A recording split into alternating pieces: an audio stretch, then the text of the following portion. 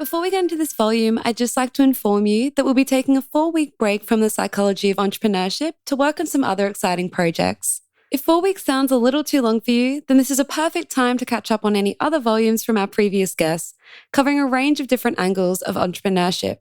From Melissa Ambrosini helping us silence our inner critics in volume 21, to Hal Elrod setting us up with the perfect morning routine in volume 38.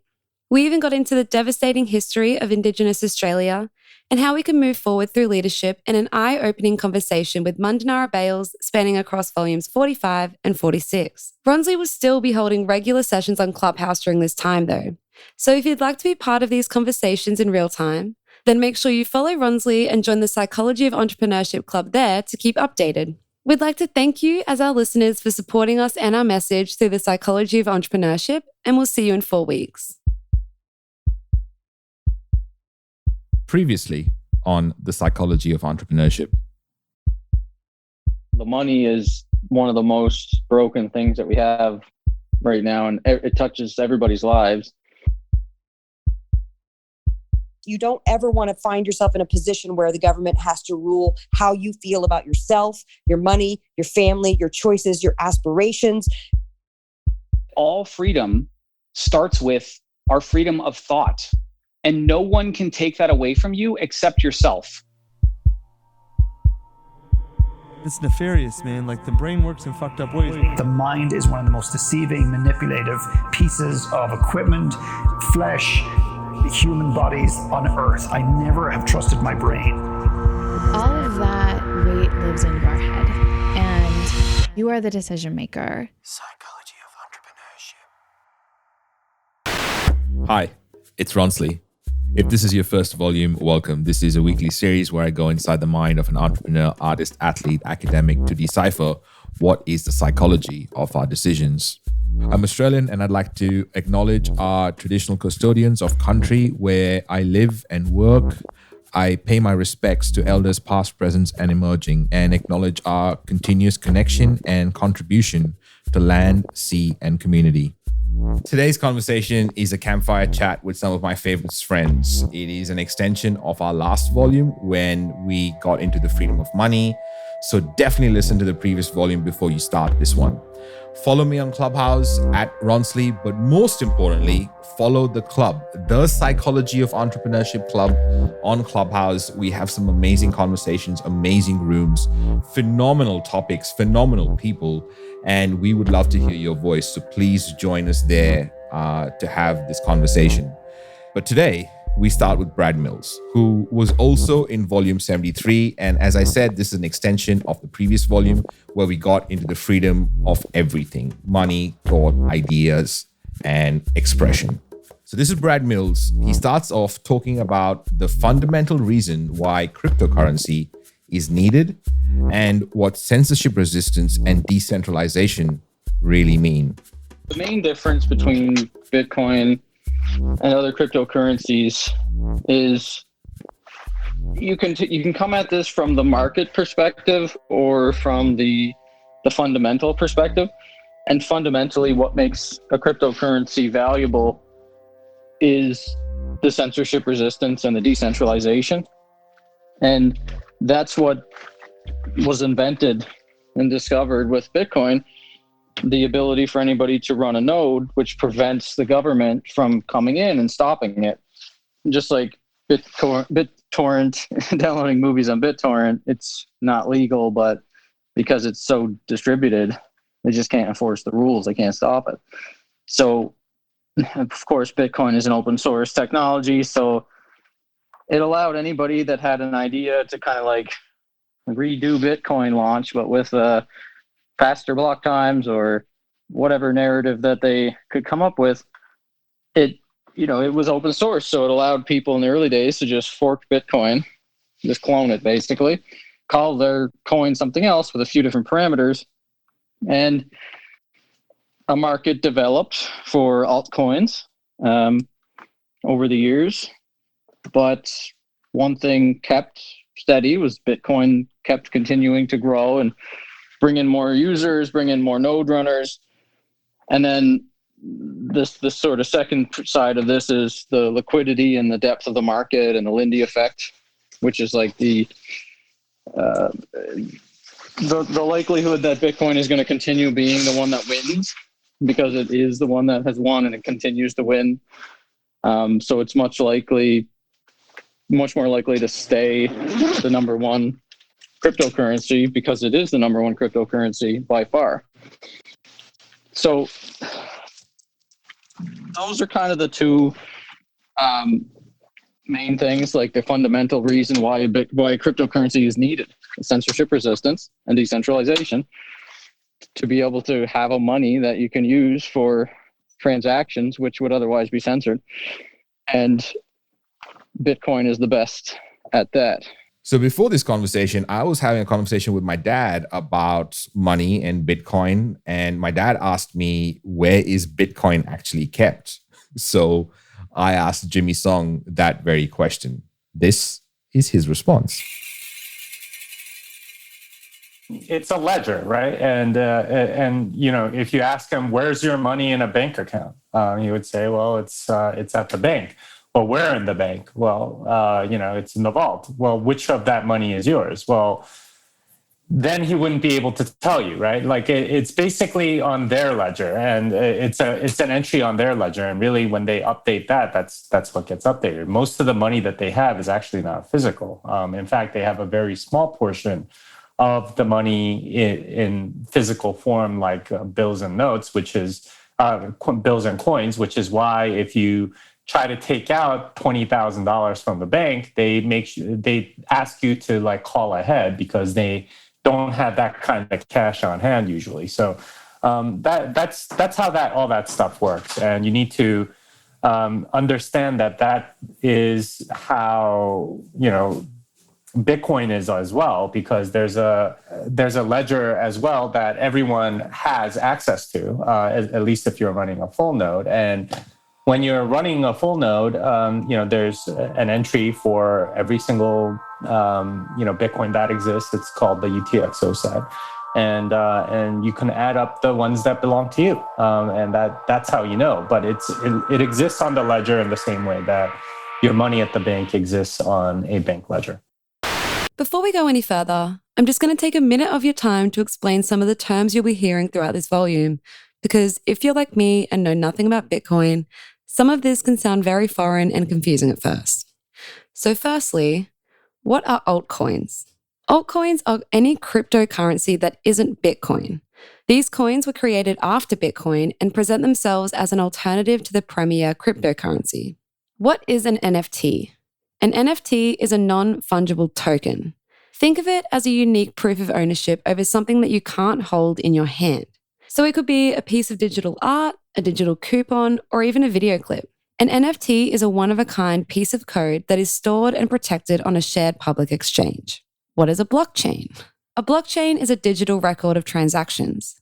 The name comes from its structure, since individual records, called blocks, are linked together in a list, called a chain. Blockchains are used for recording transactions made with cryptocurrency, like Bitcoin. And finally, nodes. Nodes form the infrastructure of a blockchain. They store, spread, and preserve the blockchain data. A full node is basically a computer that contains a full copy of the transaction history of the blockchain. I hope this helps. Then we get deeper into where our money really goes. Again, this is Jimmy Song. The way in which governments have seized money from their populace for a long time, often to fund social programs or wars, which are not good. World War I, for example, was largely funded through inflation, right? And it was, in a sense, one of the first total wars in the world, where countries completely destroyed each other instead of suing for peace when they thought they were going to lose, in large part because of this ability to continue to extract resources from the populace through inflation. So when you have centralization, you have somebody that is in charge of printing the money, and they can essentially print the money whenever they want and extract resources from the rest of the population and keep wars going and so on. That's why World War I and World War II were just so absolutely devastating. Wars before that, even on continental Europe, weren't nearly as devastating. And they certainly didn't cause complete impoverishment of the entire country like those wars did. Like it's important because it's essentially theft, and from a moral perspective, you want to prevent theft, especially theft by governments. At least like with explicit taxes, you theoretically have some say in it because you elect the representatives that vote those laws and taxes into legislation or whatever. But with inflation, you have no say, and the Federal Reserve can do it whenever they want. And so can the European Central Bank, the Bank of Japan, Bank of China, and all of them. And it's not only the people in the United States that are being taxed through that inflation. It's people everywhere. It's people that hold dollars in Nigeria or Indonesia or North Korea, and it's taxing all of them. And that's theft from the rest of the world, which I think is wrong. We all have a narrative in our heads about different topics: sex, religion, politics, ideas, thoughts. So here we start talking about the narrative around Bitcoin. This is Brad Mills again. So this is a common thing that I do hear from a lot of people. It is very common for people to just think that Bitcoin was started as a joke, and maybe not a joke in a disparaging way, but Bitcoin was started as an experiment and an idea, and the creators didn't have any specific goals around liberating people and promoting freedom from financial oppression, or even using it as decentralized money or a store of value. But I bought Bitcoin and started mining Bitcoin in 2011 to save for the rest of my life. I mean, I was opting out of a corrupt money system. And this is back in the time when Bitcoin was looked at as just for drugs or a bunch of libertarians and anarchists and stuff. That's what the mainstream narrative has been, that Bitcoin was started by a bunch of anarchists. Jimmy Song added to that and went into the benefits of Bitcoin. Not only that, he went into some really important concepts about money that you need to understand. How it really works. Money is a phenomenal concept, and how it is laid and how it is worked and how value is stored inside money is really important. And we all need to understand that in school. So this is amazing. This you got to listen closely to. And this is Jimmy. Well, first of all, there's Bitcoin and altcoins, and they're very different. And this is another common misconception, that they're all in the same category because the media kind of pushes them into the same category, that Bitcoin is the same thing as altcoins, that they're all decentralized or something like that. Let's get this clear. Bitcoin is actually decentralized. It doesn't have a single point of failure. It doesn't have a single person that controls things. They don't force you to upgrade. If there's a they that can force, then they're the centralized party.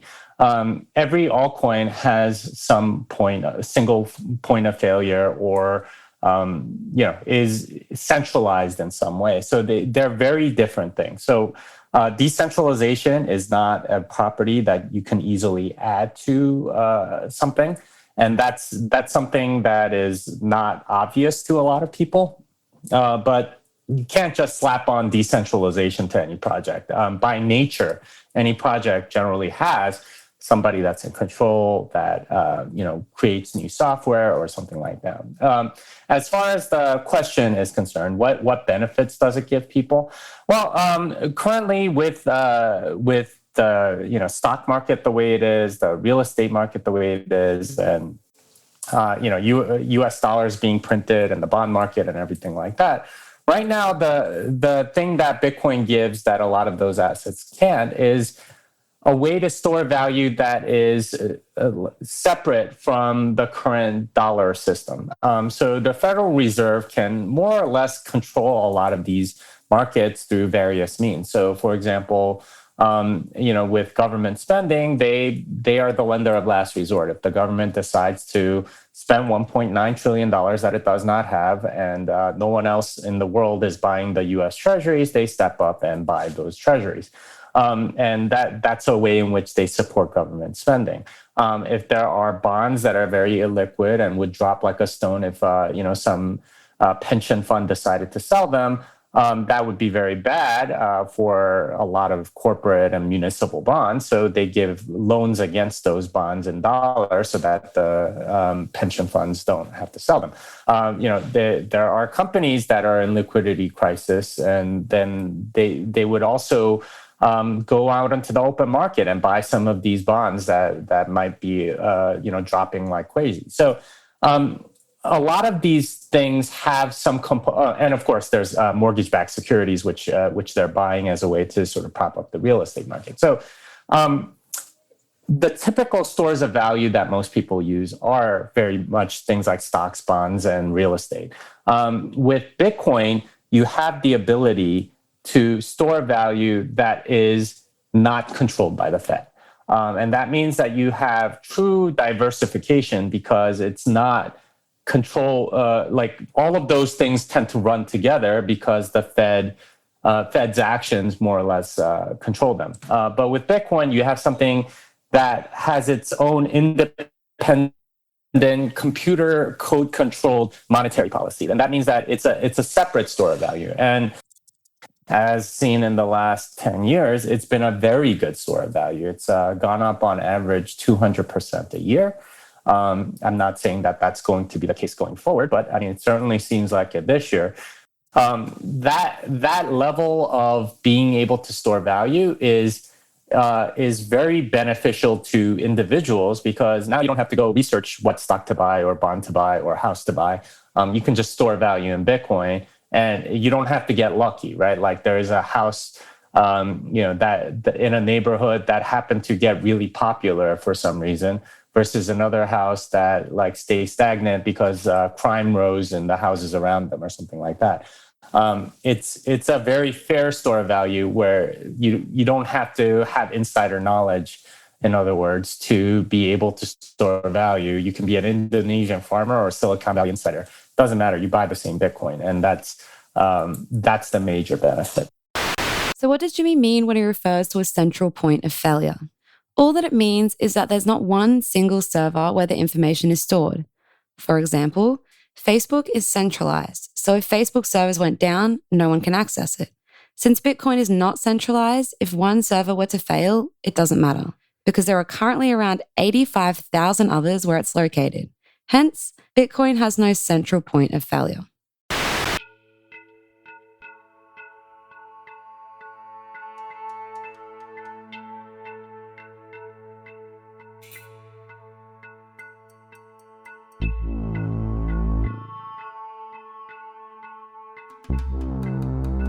Psychology of entrepreneurship.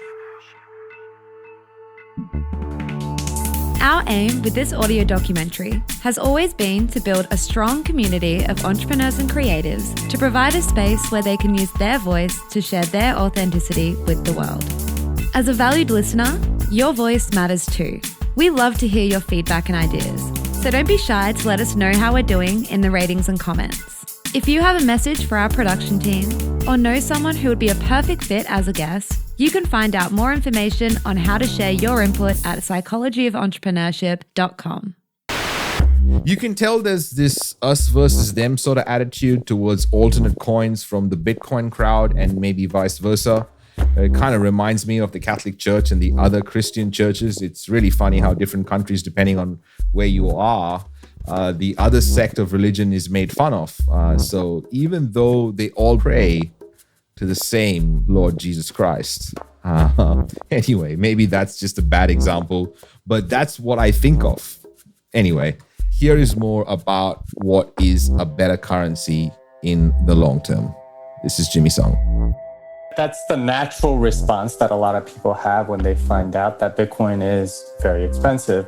And this has been the case throughout Bitcoin's history, is the people like 2017, 2013, people would look at it and say, what, $1,000? What, $10,000? I'm not going to go buy this thing. I want to go buy something cheaper. So they go look for something cheaper and buy like Litecoin for $40 or something. And they miss out on the gains that they would have had with Bitcoin And that's, I mean, maybe they gain a little bit on their altcoin or whatever, but from an opportunity cost perspective, Bitcoin over a long period of time has absolutely crushed every altcoin. And it's only because of new people coming in that sort of feel like they've missed out and missed the boat or something like that, that these altcoins thrive. And I think ultimately that comes down to some form of envy or wanting to get in early on something else, which is why it's never the same coins that pump like in each cycle. It's always something newer. So because that's attractive to the people that are coming in, it's okay, is there anything new that I can get into? And then maybe I can ride this up to the degree that Bitcoin does. The key thing to remember here is that Bitcoin is money. And the narrative that gets thrown around is that, hey, there's this other thing and it's actually a better tech or whatever. First of all, it doesn't have decentralization. If it's being launched or whatever, it doesn't have decentralization whatsoever. So it already loses on that regard. But people get seduced by, it's a better mousetrap. It's going to be Bitcoin, and you can get it on the ground floor on this one. It's never the case. Like if you study the history of money, there's a network effect to money, and it's not about bells and whistles around the money that make it valuable. The thing that money needs more than anything else is credible long-term scarcity. This is why the dollar is just terrible money at this point. And why gold was good money for like 6,000 years, because it had credible long-term scarcity. It was very hard for people to find it. As soon as that scarcity goes away, then it stops being money. Salt used to be money until somebody figured out how to produce lots of it. Glass beads used to be money until somebody figured out how to produce lots of it. Wampums used to be money. Rhinestones used to be money. All of these things used to be money until people figured out how to produce tremendous numbers of it in quantity.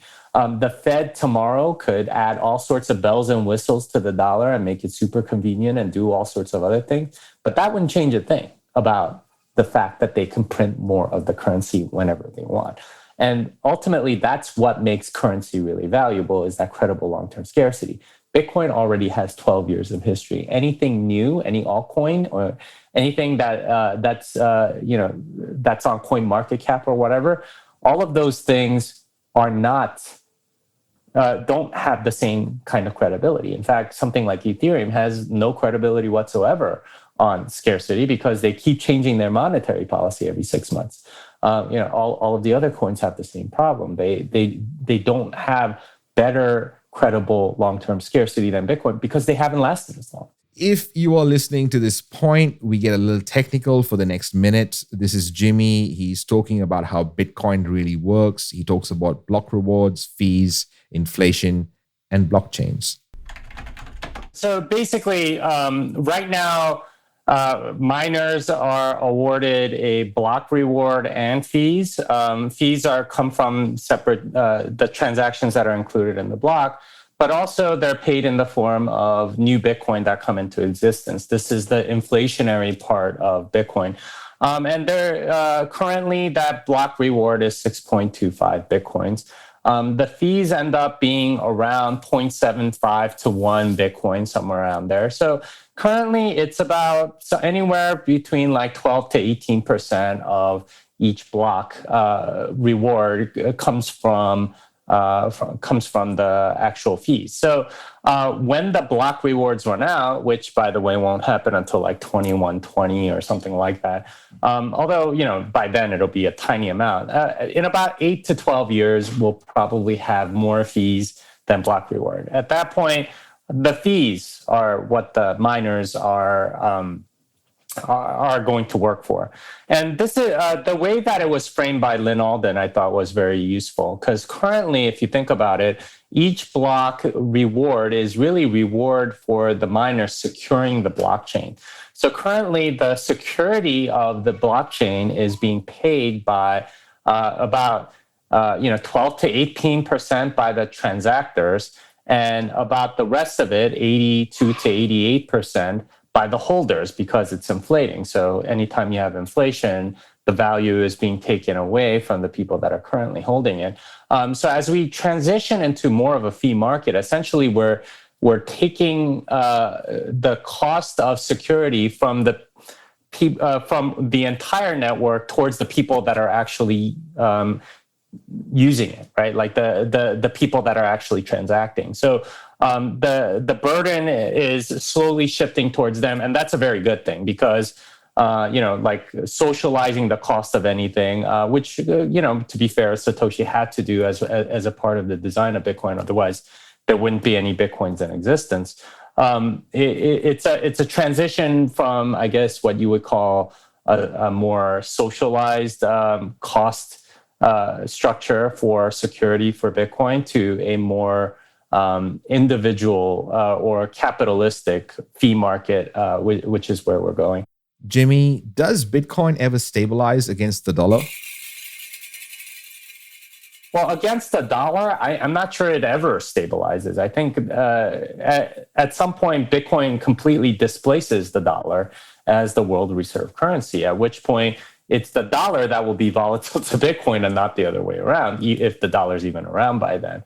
And that's the thing, is that in any free market economy, you're going to have prices that are sort of volatile against other things. It's very rare that two commodities sort of, are in sync the entire time and don't have very much volatility against each other. That's just how free markets work, depending on the needs and wants of the entire population, right? At some point, soybeans might be things that people want. Other times, steel might be. Other times, it's pork or something. There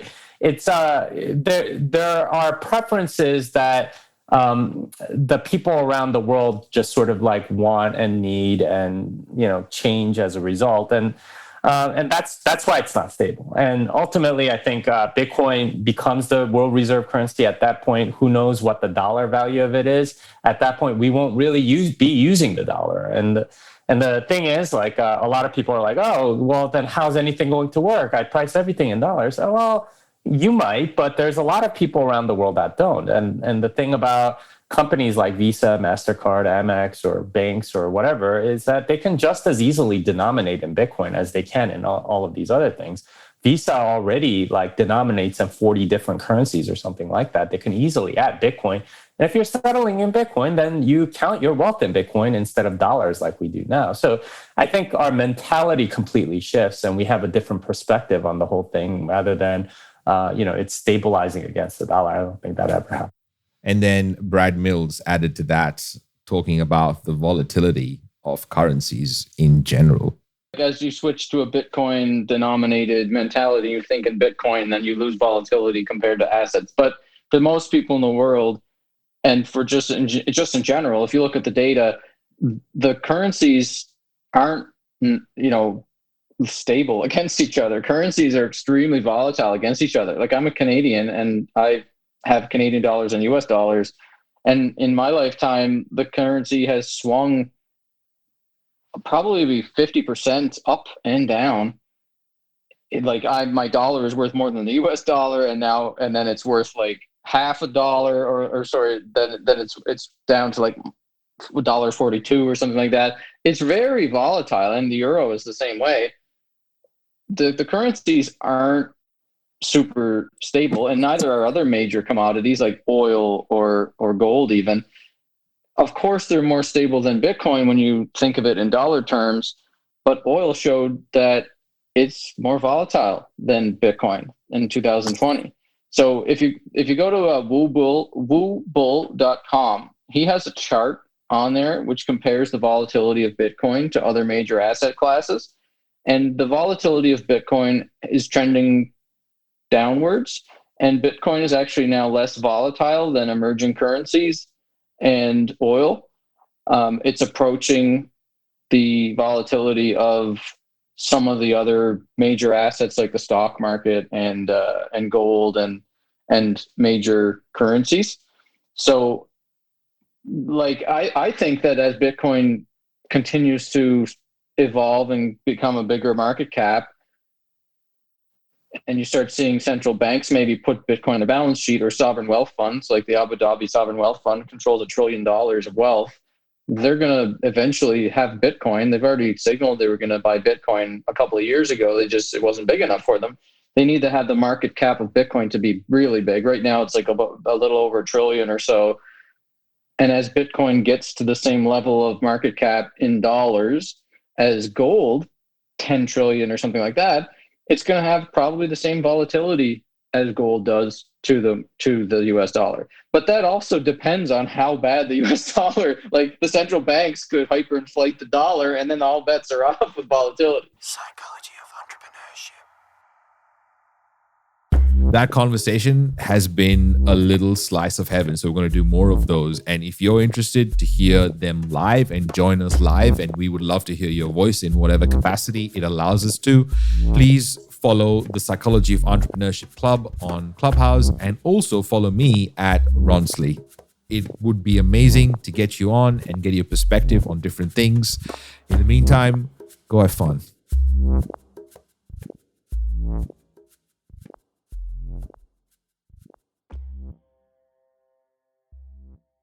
Psychology of entrepreneurship. This is a Must Amplify production. Special thanks to every guest expert that has appeared on the show. Editing, voiceovers, and sound design by Kaylee Bonnyman and Tiago Vega. Guest research by Jenna Elliott. Content by Corinne Castles.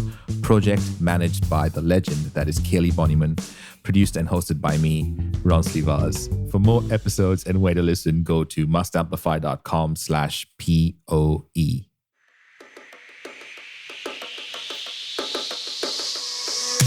Love the polished audio docuseries style of this podcast, The Psychology of Entrepreneurship?